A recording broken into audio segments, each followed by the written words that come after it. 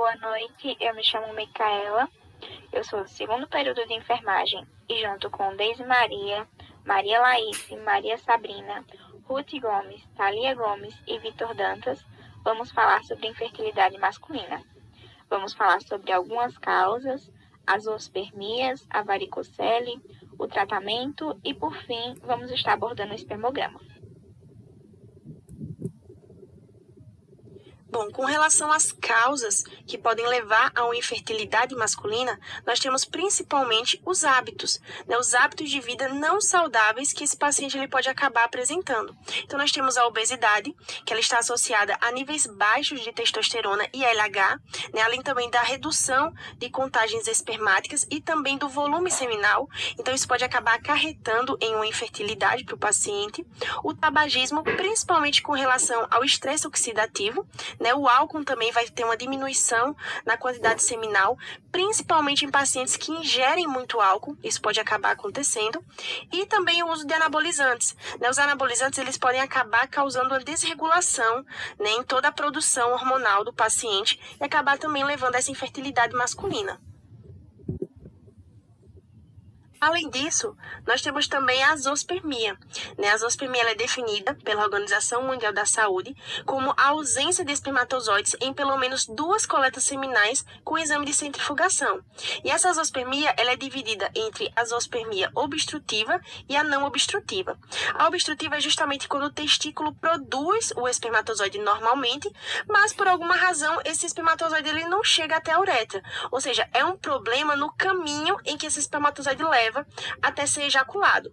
Então, o paciente, né, o homem, ele ejacula normalmente, mas não tem espermatozoide não ejaculado.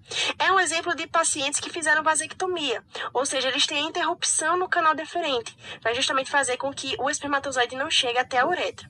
Existem alguns fatores que podem levar a essa zoospermia, como, por exemplo, algumas infecções, né? Se o paciente ele já passou por uma cirurgia de retirada de próstata, também pode levar a essa zoospermia obstrutiva. Fatores genéticos, por exemplo, se o paciente ele não nasce com o ducto que leva esse espermatozoide, né? Ele nasce sem esse ducto por onde o espermatozoide passa, também pode ocasionar essa azospermia obstrutiva.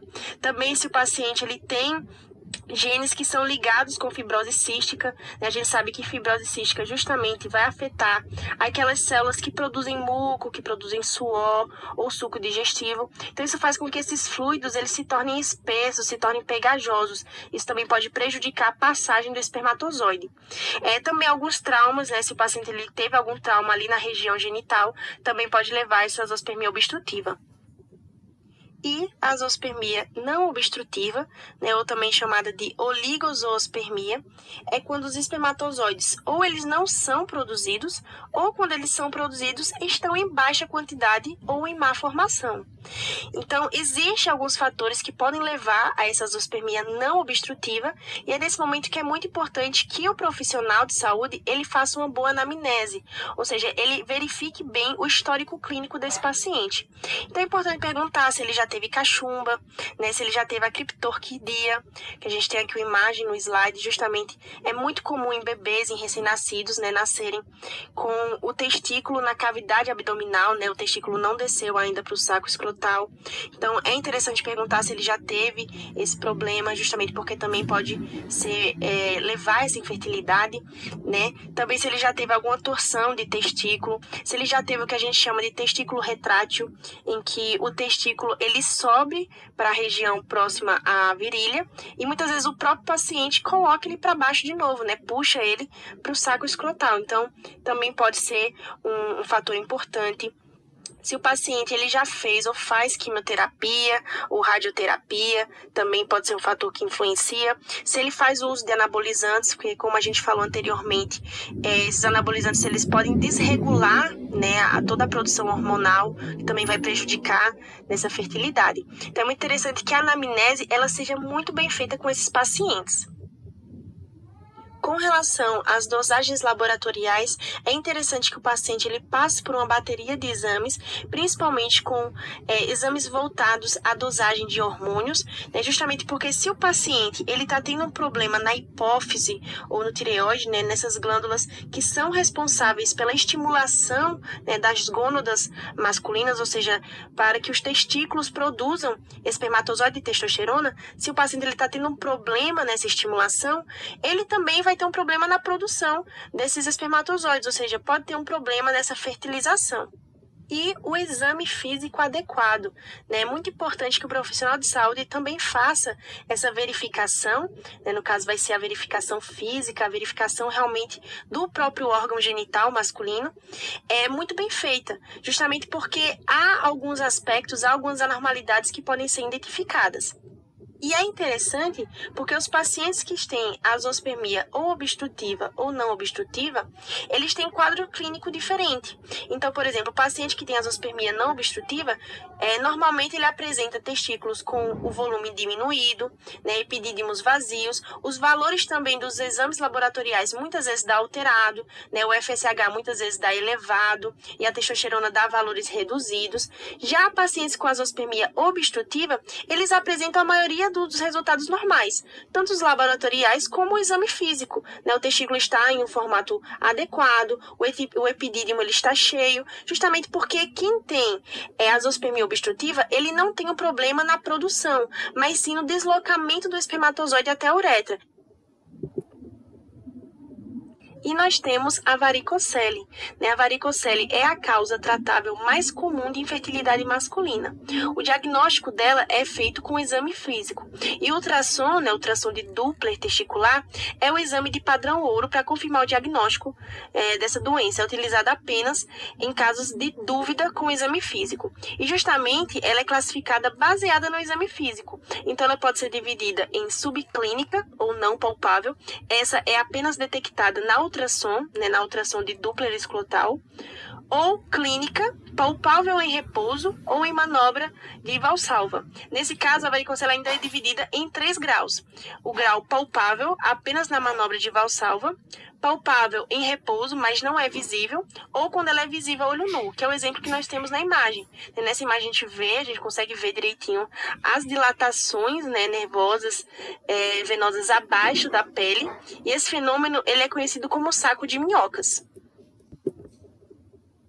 Agora, falando sobre o tratamento da azoospermia, tanto a obstrutiva como a não obstrutiva, sempre levando em consideração a avaliação mínima que foi feita sobre o paciente, sua história clínica, exame físico adequado, dosagem de testosterona total e também do FSH. Então, por meio de uma conversa com a sua parceira, os dois em conjunto, eles vão partir para um pré-FIV, aconselhamento, independentemente de tudo.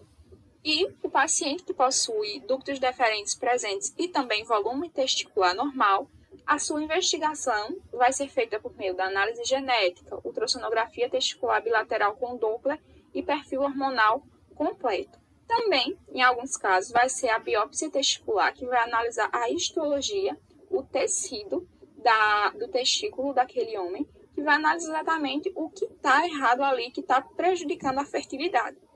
Em alguns casos também, é necessário debater em conjunto, mais uma vez, com a sua parceira acerca da doação de sêmen. Agora, falando acerca do tratamento da varicocele, é importante destacar que é um tratamento que deve ser feito com casais que já tenham a infertilidade comprovada, por ser um tratamento completamente cirúrgico. E antes da cirurgia, deverá ser feito 2 análises seminais, que analisem os níveis de FSH e também os níveis de testosterona. Quanto ao volume testicular reduzido e à elevação dos níveis de FSH, eles são fatores premeditores negativos de melhora no pós-operatório.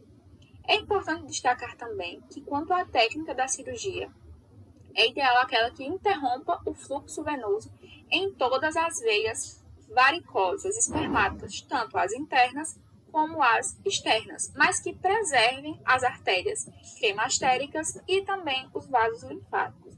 A técnica que faz isso da melhor maneira atualmente é a técnica microcirúrgica subinguinal, que vai fazer o uso da magnificação. No decorrer do vídeo, nós falamos sobre diversos exames, diversas formas que nós temos de descobrir a infertilidade masculina, mas todos esses vão partir de um exame primordial, conhecido, só que ainda com muito tabu, que é o espermograma, que vai ser a análise do sêmen. Ou seja, ele é um exame muito importante para ajudar no diagnóstico da infertilidade masculina, por conta que ele vai levar em consideração a concentração dos espermatozoides, ou seja, a quantidade do espermatozoide que está ali naquele sêmen, a morfologia, ou seja, a forma daqueles espermatozoides, e a motilidade, ou seja, a sua capacidade de movimentar. Eles são nadadores, então eles precisam ser capacitados, eles precisam de uma alta capacidade de movimentação. Também vai levar em consideração a análise do sêmen em si, que vai ser a sua cor, a sua viscosidade, o volume e também seu pH. Ele vai levar em consideração vários níveis que vão compor o sêmen. Então, ele é muito importante para que nós tenhamos um diagnóstico da infertilidade masculina. É claro que apenas ele não vai muitas vezes dar a causa, mas já vai ser um norte para guiar aquele que está fazendo toda a análise do paciente.